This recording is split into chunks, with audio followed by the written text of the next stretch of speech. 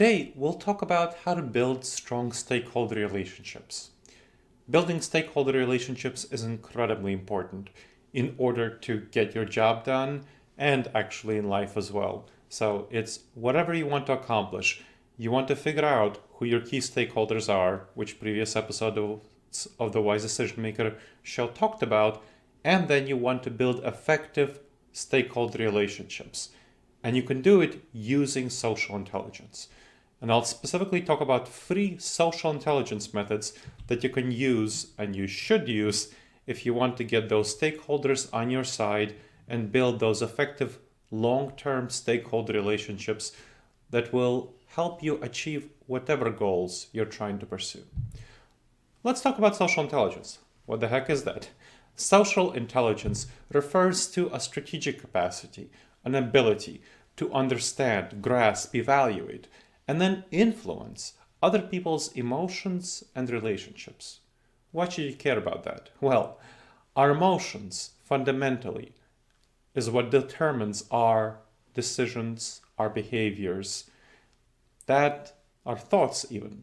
So you want to appeal to people's emotions. You want to understand what other people's emotions are, and you want to be able to influence them. And of course, relationships, the interactions that people have with each other, that you have to your stakeholder and that your stakeholders have to other folks, their own stakeholders. You want to be able to understand those and influence those as well. So that's what social intelligence is about. And we'll focus in these 3 methods on the emotions part, not so much on the relationships. Well, it'll focus on the relationships between you and the stakeholders, not on the relationships between your stakeholder and their stakeholders.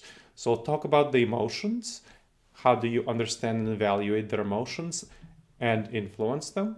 And then how do you influence and evaluate and influence your relationship with that stakeholder who you're targeting?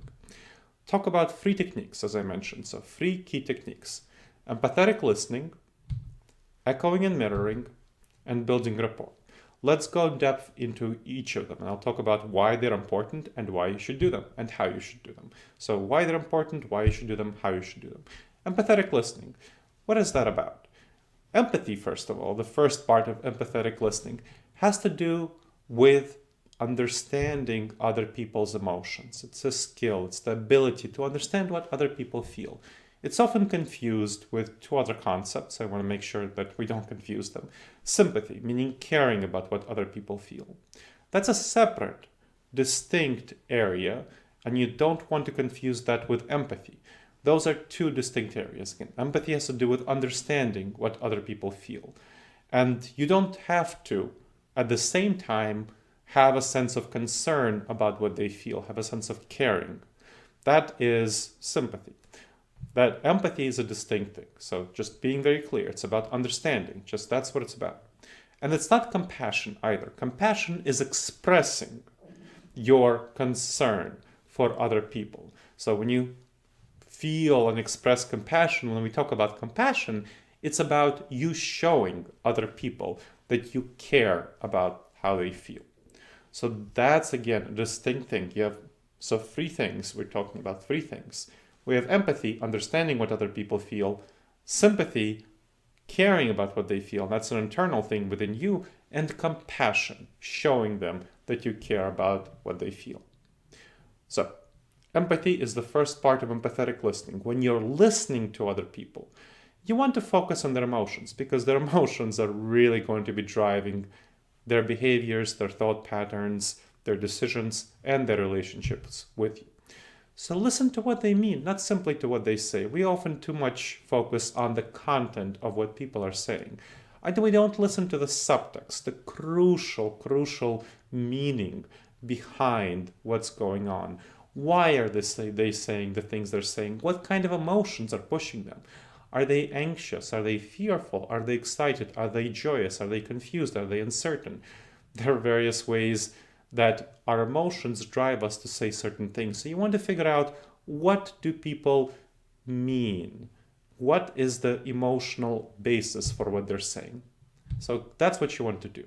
Then that's when you're listening. That's a part of empathetic listening, but just as important a part of empathetic listening is showing that you're listening. So you want to show them that you're listening, not simply that you're just waiting to speak. There are too many people who are just waiting to speak, and it's so special when someone listens to you with an open heart, just listening to you and showing you that they're listening to you. Because how do you show you have an open heart?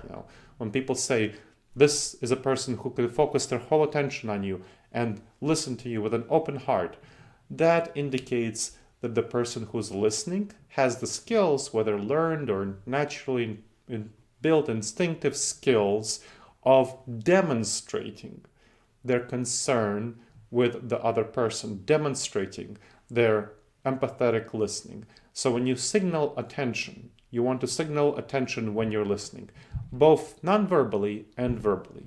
You can signal non-verbally by doing things like nodding, by body gestures like So you see, non-verbally. You can do that non-verbally. We're using body gestures, using things like where you're looking at them in various ways that indicate that you're changing your posture, your body language in response to whatever they're saying. So you want to make sure that it's in tune with whatever they're saying.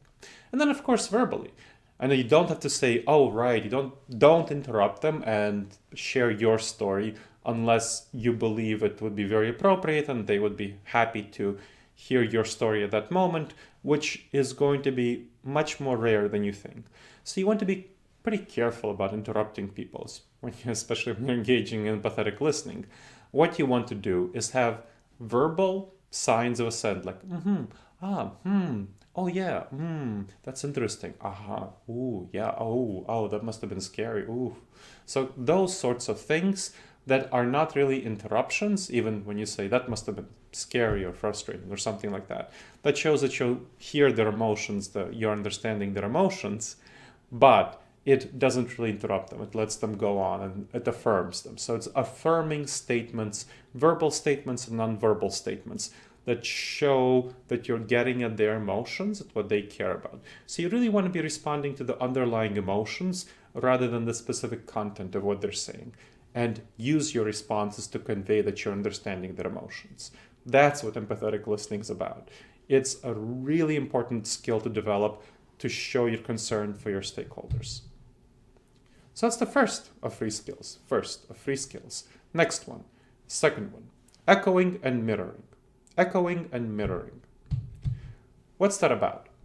So, kind of like it sounds, this is about showing that you're paying full attention. So we talked about those signals of assent. This is a bigger, deeper way of showing that you're paying attention, that echoing and mirroring. What you want to do here is rephrase key points that they're making in your own words. Not simply repeat them, but show in your own words that you understand what they're saying, but integrate their jargon. So if they're saying things like synergizing one thing with the other, or if they're using acronyms, ISO or something like that, use those acronyms, use those specific ways of phrasing things. If they're saying something, I serve my clients in my business, rephrase that. So talk about their service, talk about things that speak their language, things that people don't regularly say, things that are specific to them, jargony, perhaps to their profession or perhaps to them as an individual because they're expressing their values, their concerns with what they're saying in their jargon. So you want to rephrase these key points in your own words, and this can be very quick. So if someone has been sharing for 3 minutes, 5 minutes about how they're serving their clients and how they're really excited about doing so because they feel it really calls to their sense of duty to make people thrilled, let's say. And you can say that something like, so it sounds like your service is very important to you and it makes you really fulfilled to thrill people, to delight people. And that's kind of a 15-second summary of somebody's 5-minute description. And it will help people really feel, your stakeholder really feel that you're listening to them You're using their terms, but you're kind of rephrasing it a little bit. Maybe if they say thrilled, you say delighted. Thrilled and delighted mean pretty much the same thing, but it shows that you're using your language. At the same time, when you talk about serving people, it's not necessarily a common way of talking about clients, let's say. Many people use different language, so that there you're using kind of their jargon, whatever speaks to them. And you want to mirror their tone and posture. If they're kind of laid back and talk slowly and calmly, then you want to be laid back and talk slowly and calmly. If they're animated and gesturing and excited, you want to do some of that as well. Don't be exactly like them. That'll be a little bit off-putting, but you want to move toward them. Whatever you're natural. If you're naturally slow in your talking and have a drawl, and you're talking with somebody who is more of a New Yorker type, and I say that with all love for New Yorkers. I'm someone who grew up in New York City, so I understand what that's like. So if somebody is a New Yorker type, they're fast, they're energetic, they're go-go, fast-paced, you maybe want to speed up closer to them to make them feel like you are aligned with them. And you want to do that throughout the conversation. So start in your normal pace and then speed up. And again, if you are more of a New Yorker type and you meet somebody who's more like a slower pace, talking with someone from the South, let's say, then you want to slow down throughout the conversation, and so that you match them and so they feel cared for and respected. So that's key. That's the second skill. Again, second skill out of 3. And the third skill is building rapport. That's the key skill. So you got that empathetic listening. You now have heard their emotions. You're understanding where they're coming from, and you have shown them that you care about their emotions. Then on a deeper level, you're echoing and mirroring their points. So you're showing them that you understand the content of what they're saying and that you care about the content of what they're saying. And finally, building rapport. That is an even deeper way of building that relationship, establishing those positive emotions and connections with your stakeholders. So getting that relationship strengthened by showing your stakeholder that you understand their feelings, that you understand their goals, that you understand their own values and their challenges. So 4 things, emotions, goals, values, and challenges. You want to signal that you understand those.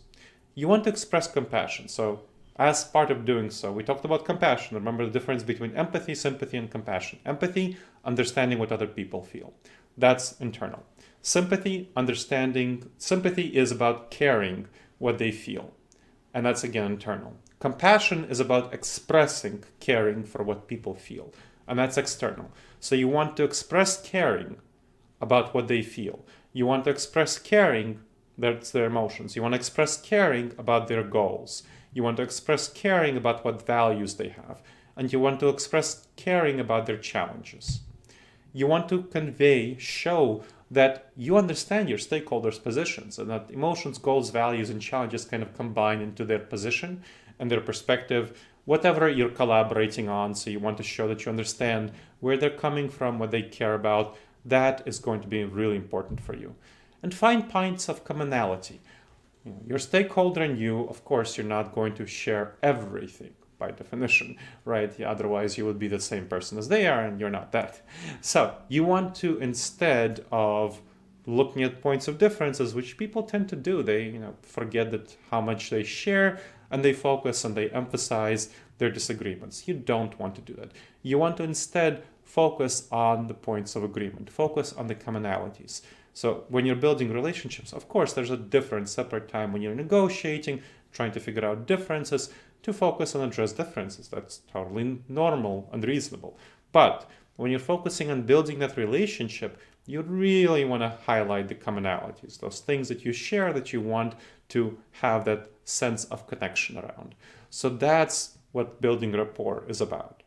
Understanding, signaling that you understand their emotions, goals, values, challenges, expressing compassion for them, caring for all of those, conveying that you understand their position as the stakeholder, whatever they are, and finding points of commonality between you and them.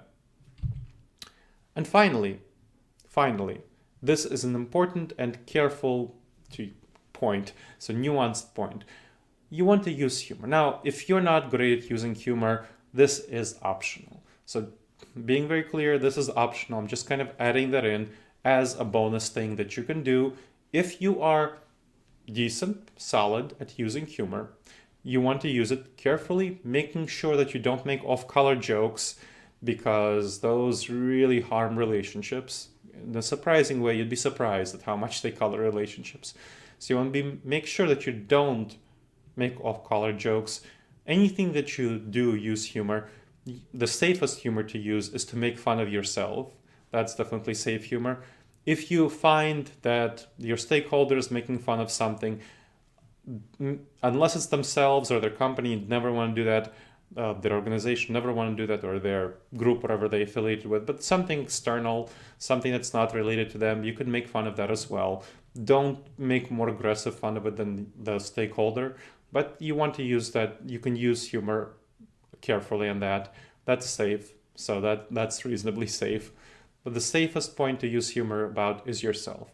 And I encourage you to pre-plan some things, build in some things that you think would appeal to the stakeholder. So, if you can point yourself out in a problematic light, in a harsh light in some way, make a joke at your own expense, do so, build that in, plan it in, and practice it so it comes off naturally. It's too hard, it's difficult to do spontaneous humor, spontaneous planned humor, or spontaneous sounding planned humor, let's say it that way, if you have not practiced it.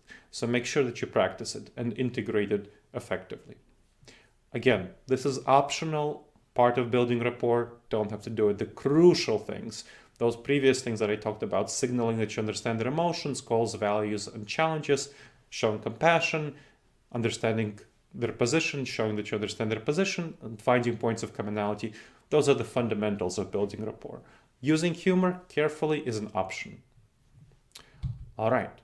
So those are the key aspects of how you build those stakeholder relationships using the social intelligence skills of empathetic listening, echoing and mirroring, and building rapport. So those 3 key skills will help you build strong stakeholder relationships and help you achieve whatever goals you're trying to achieve. All right, everyone.